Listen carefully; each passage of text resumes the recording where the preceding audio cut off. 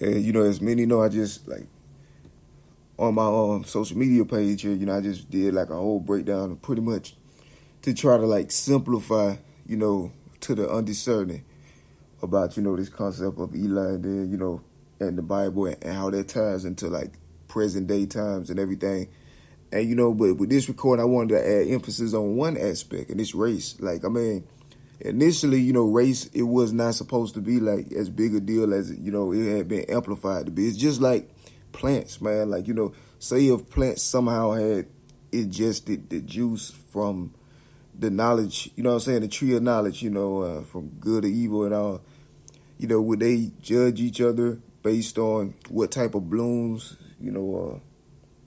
what color their petals were, or all that? See, that's the situation. Like, it wasn't meant to be by God. It wasn't meant to be such a big issue, a pressing issue that destroyed. And that's how that the devil came into the world to defile God's perfect creation. So it wasn't supposed to be like, that important. It was like how flowers are. You got flowers in your garden. You got different types of flowers, different colors. Like, that's how God seen it. God created humans. Like, the same God created animals. The same God created flowers and, all of this, after their own kind. So,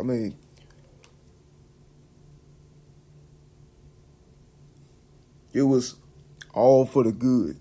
It was all meant to be for the good. And that brings me to another point. Just like with the supernatural power of God, it was never supposed to be something that that frightened anybody. If things were allowed to go the way God had showed people, like he told them that this was going to happen, and he gave certain people the insight and understand it early on so they would understand it. Now, some people used it for bad around that time,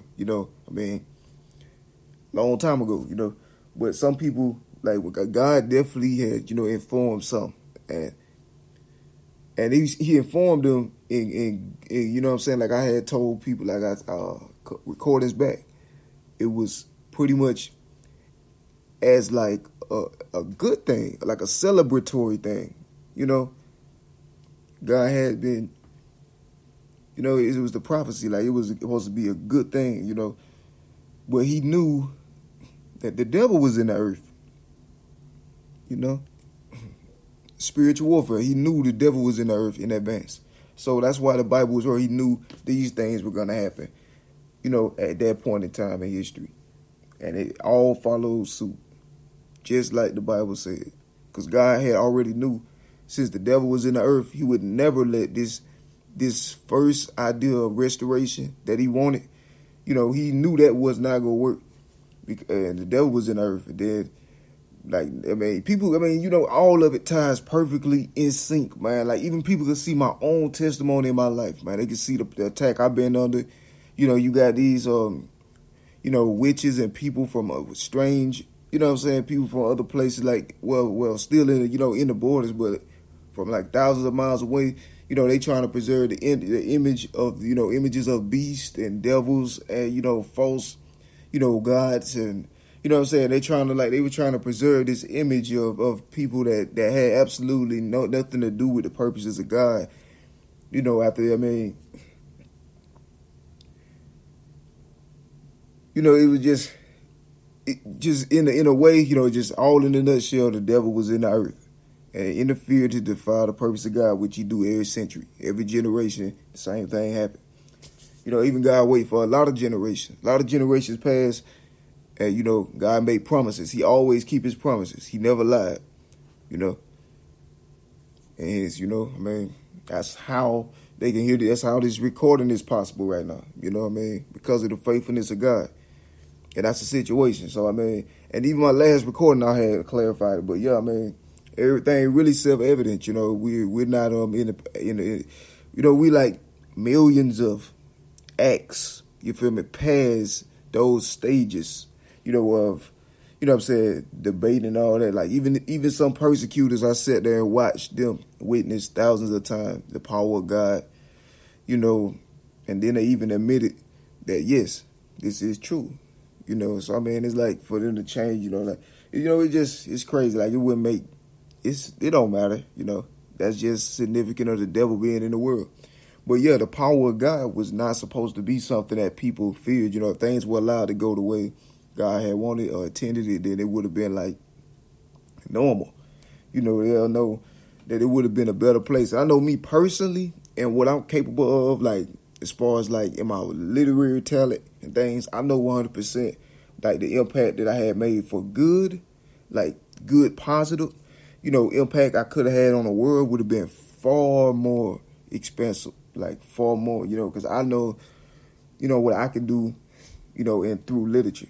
I know that it was way past any bounds of anybody before me or after me. Like, it ain't really, so I know personally. And people see the fragment, they see bits and pieces. But they also, like, it's certain persecutors, they also stood as pillars in order to, like, prevent me from being able, or they wish to prevent me from being able to show their reality or manifest that. So, I mean, that in itself is confirmation. Like, what are they so afraid of then? If what they're saying was true, why are they there to trying to, like, make sure that nobody, I mean, like, and what I said, like, in a quote, like, a week ago, I think, if what they're saying is true, why they don't want people to see? That's weird. And so, everybody know, I was pretty much an artist, an author. There's no other artist with the kind of persecution I got. You know what I'm saying? It makes no sense. Like, why is it this much, antagonism on a man for being talented, honest literary talent? It can't be because any of the slanders or character assassinations or defamations that envious influence had put on my life, because all that's been disproven, blatantly opened. I made a shoe of it. It's over with. So what reason remains? You know what I'm saying? A smear campaign was put on my life with the interest of undermining my creative abilities, And then my talent, which I could clearly display at any time, is the reason for that. The reason for I got, these witches and warlocks in my presence and proximity against my will through their extensions and whatever, just, it's crazy, man. They there. They knew the whole time, man. They was eating, a promised messenger of God in secret. And they knew intentionally. So, I mean, it was, I guess, to gain control, man. It was to weaken the morale of God's people, strategically. Because, they say if you destroy their leader, then, it'll follow. And so I guess that's what it was. The only problem is all of God's work is for good for everybody. It was for the good of all races. Not just one race, but all race. It was for the good of everybody. Whole world. Eventually, it would have spread it to the whole world. For good, though. All about the Bible, the kingdom derivatives, the spiritual things. That's how it would have been,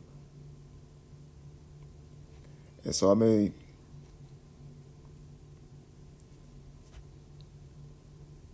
but we at this point here,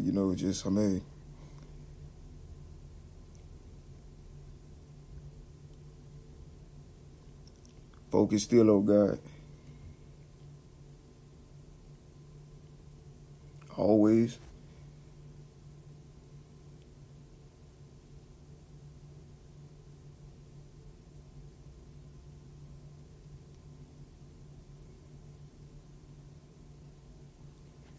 Leave you speechless, man, because some just so committed, to not embracing or internalizing the truth. So they tried it. This, they like, bits and pieces. They nibble at the legacy and all. So it's like, man, we way past that at this point. Now we looking at trying to make the best of the fragments, I guess. You know what I mean?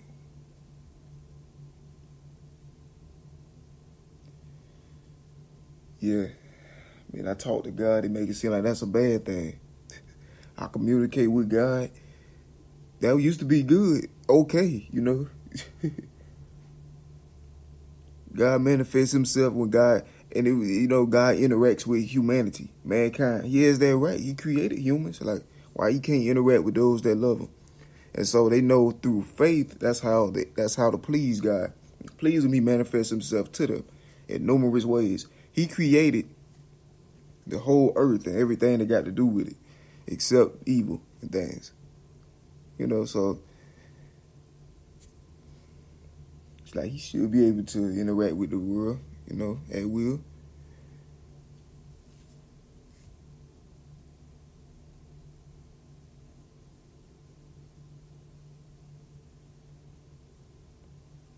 It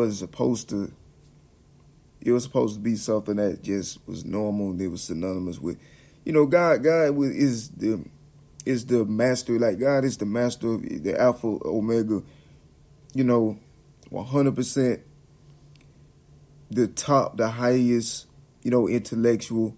God is wisdom. God's wisdom is infinite. It has no end. His wisdom has no end. His mercy lasts forever, endure forever. These are things that's in the Bible, which I also embraced in my contribution. That's how I got down.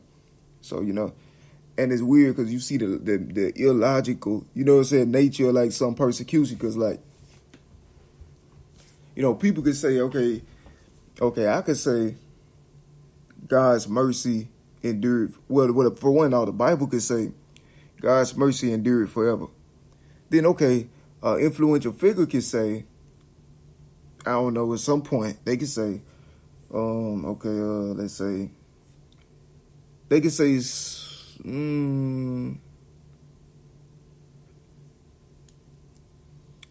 they could say something that they have a passion about or something, endure it forever, or last forever. Okay. Then I could say, I have faith in God, and that faith, is unwavering, and it's gonna last forever. You got other influential figures that's outside, that's third parties. They can see that I say, okay, my faith in God go last forever. Well, they totally ignore the Bible. They look at it like, you can't say your faith in God go last forever because this other person said it before you did. Well, what if I got it directly from the Bible, who that other person also got it from? Why is nobody on their trail? Like, it's just weird, like things like that it's arguments and things that's far beneath the purposes of God. It's way more advanced, And it's just an example. Like, it's things like that that's just strange. And for that reason, that'll be enough to justify them indefinitely eating up your life. Like being present, destroying, sabotaging opportunities, just destroying your life behind something like that, Embracing the Holy Bible. Not everybody, everybody got different, everybody got different preferences and opinions, Not everything that you worship, somebody else might worship. Not everything that you find cool, somebody else find cool. You know what I'm saying? You might could try to manipulate people into like loving what you love, but eventually the truth go come out, like the reality of who they like. Now they just, you know what I'm saying? It's the difference between, and that's the situation. Like, not everybody like what you like, Just like I might not be everybody's cup of tea. That's fine. Long as they, they love God and the Lord, I'm good. I'm content. If they love the Lord and the Bible and what's right in the light, they don't have to embrace my stuff, It ain't about me, it's about Jesus. These are things that I've lived the whole time.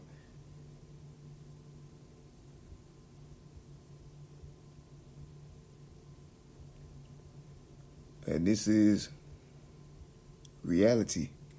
You know what I mean?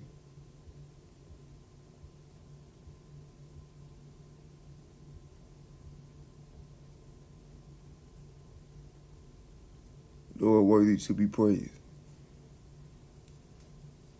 And I honor him all the days of my life.